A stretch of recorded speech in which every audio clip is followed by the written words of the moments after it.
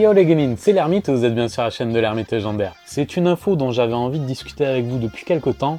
Une bombe a été lâchée par le producteur exécutif de Dragon Ball. On en parle juste après ça.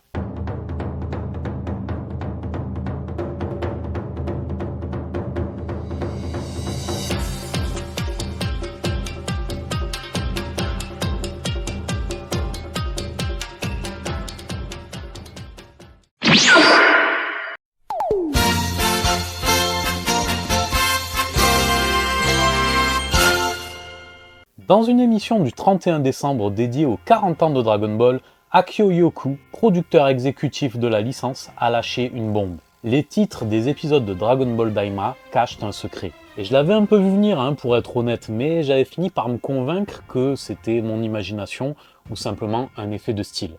De quoi je parle? Des caractères rouges que l'on retrouve dans chaque titre d'épisode de Dragon Ball Daima. Il s'agit de caractères qu'il faudra analyser à la fin de la série d'après Monsieur Yoku. Petite particularité notable, tous les titres sont écrits en katakana, qui est un alphabet qui diffère du hiragana.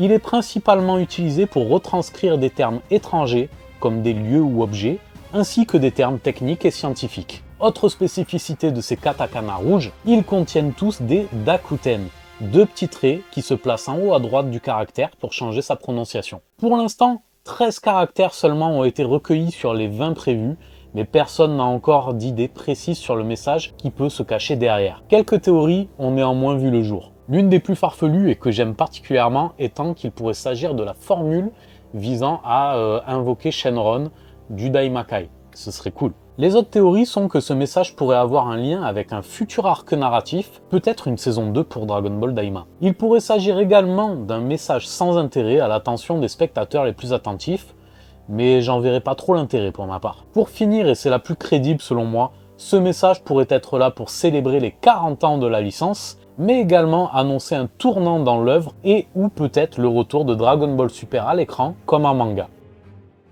Voilà, c'est tout pour aujourd'hui les genin. Dites-moi quelle théorie a votre préférence. Est-ce que vous avez trouvé ça aussi intéressant que moi? Honnêtement, c'est un petit secret qui m'a beaucoup plu. J'ai vraiment très hâte de connaître la teneur de ce message et de savoir ce qui se cache derrière ces titres d'épisodes. Voilà, je vous dis à bientôt, prenez soin de vous. On se retrouve le week-end prochain pour les reviews de l'épisode 14 de Dragon Ball Daima ainsi que de One Piece chapitre 1136. Prenez soin de vous, passez une bonne semaine, soyez curieux, construisons notre légende. Ciao.